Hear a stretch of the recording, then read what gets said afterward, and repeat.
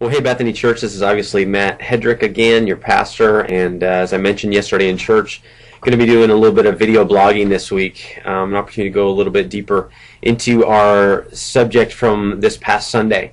As you're aware, we've been in a series that I've been calling Life on Target, and the big idea behind this series is that all of us in our lives, we're going to end up somewhere a year from now, or 3 years from now, or even 10, 20 years from now.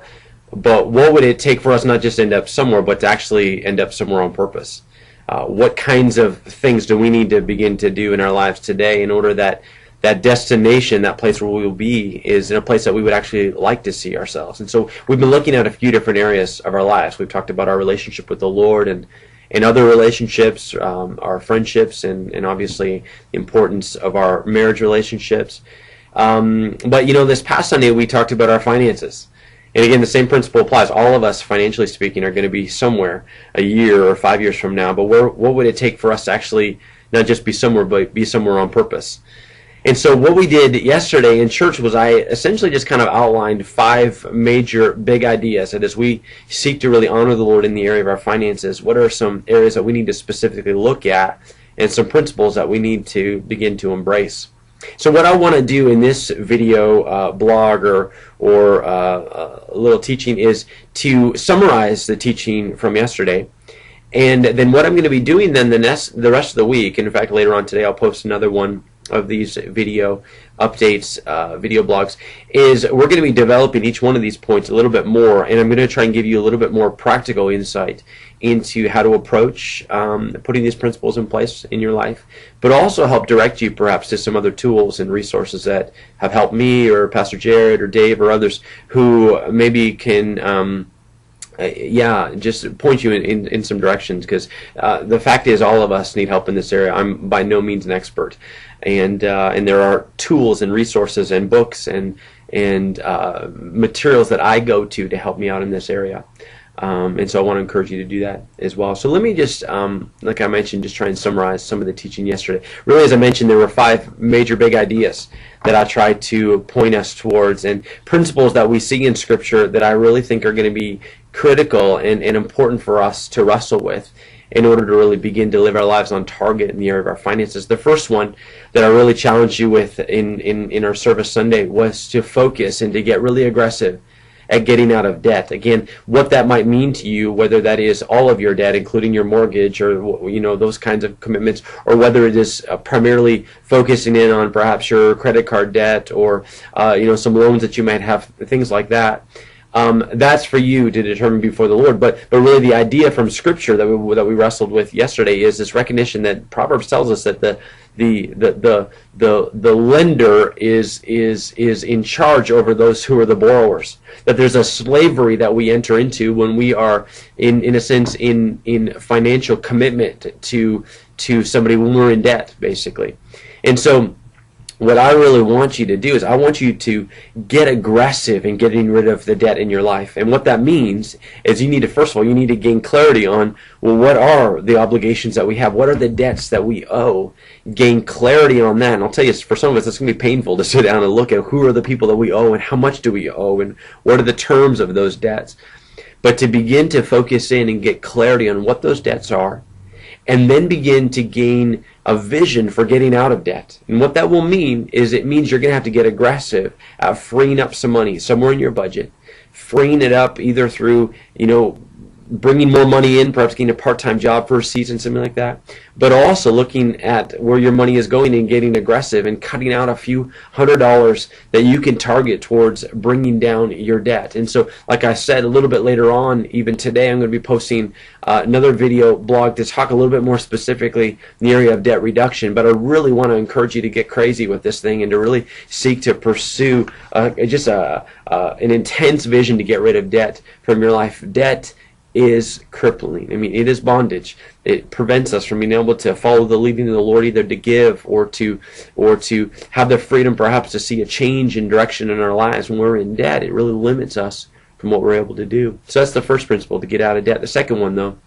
is that we need to really begin to learn to act our wage, to begin to recognize that we need to choose to live beneath our means, even not just at the edge of our means, within our means, but even beneath, to have a cushion there in our finances, and to begin to discipline ourselves to choose to live on less than we possibly could. And again, as I said Sunday, this is a very un-American thing to do. The reality is 75% of Americans live paycheck to paycheck. 43% of Americans spent more last year in 2008 than they earned. And so this is a very un-American thing to do. It's not normal to pursue this and to embrace this idea, to act our wage, to live beneath our means. It means that we're going to have to embrace a much greater level of contentment with the things that we have, and to resist the pull in this culture, and to begin to choose to live more simply, and to be content with the car that you have that might be a few years old, or be content with the clothing that you have that perhaps you've had for a while. Be content with those things and not get sucked into the pull of our culture to be constantly wanting more and newer and better and bigger.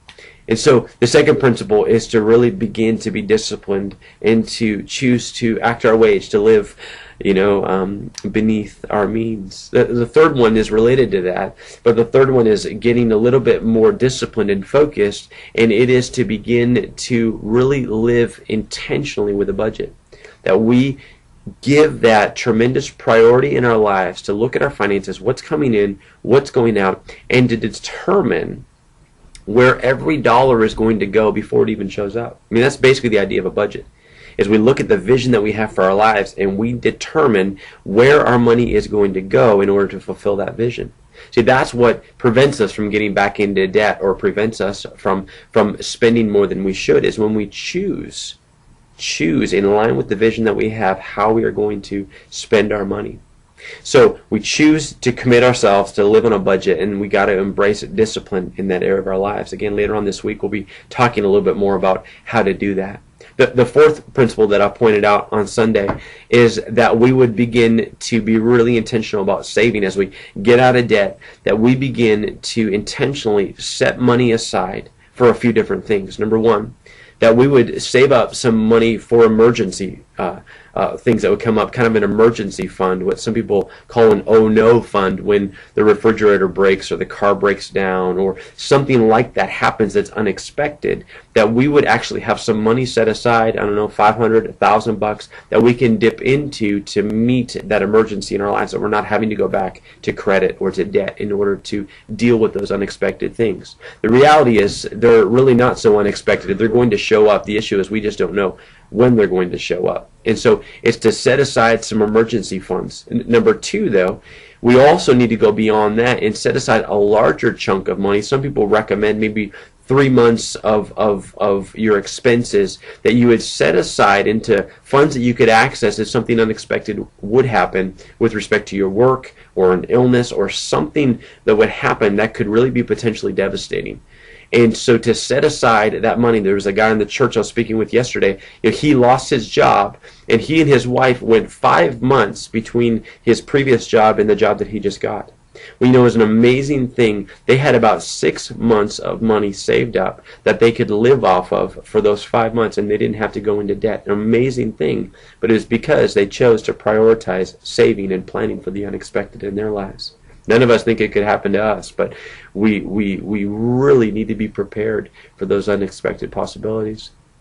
And the fifth thing, well, let me just mention saving as well. The other thing that I talked about Sunday is saving further out into the future for our retirement or for perhaps our kids going to school, things like that, that we would also want to save and invest in that. And so even later on this week, I'll be talking a little bit about maybe some of the things that we've done that might help to set some direction for you in that area. Then the fifth point, though, that I did mention, and again, the order on this, perhaps it should be turned around, but I really want to challenge us in the area of our giving, that we prioritize trusting God with our finances, recognizing that this is primarily a spiritual battle, and that we really prioritize our giving to the Lord. And to get radical, I would challenge you and commit to tithing, to put that as a priority in your life, but also to get radical and go beyond that, and to really seek to go beyond just that bare minimum and really begin to get radical in your giving. So as I mentioned, later on this week, I'm going to be sharing a few more thoughts and doing a little bit more video blogging, going in a little bit deeper in each one of these areas. But I really want to challenge you. Take this opportunity this season to seek to really begin to live more on target in the area of your finances as well. God bless you.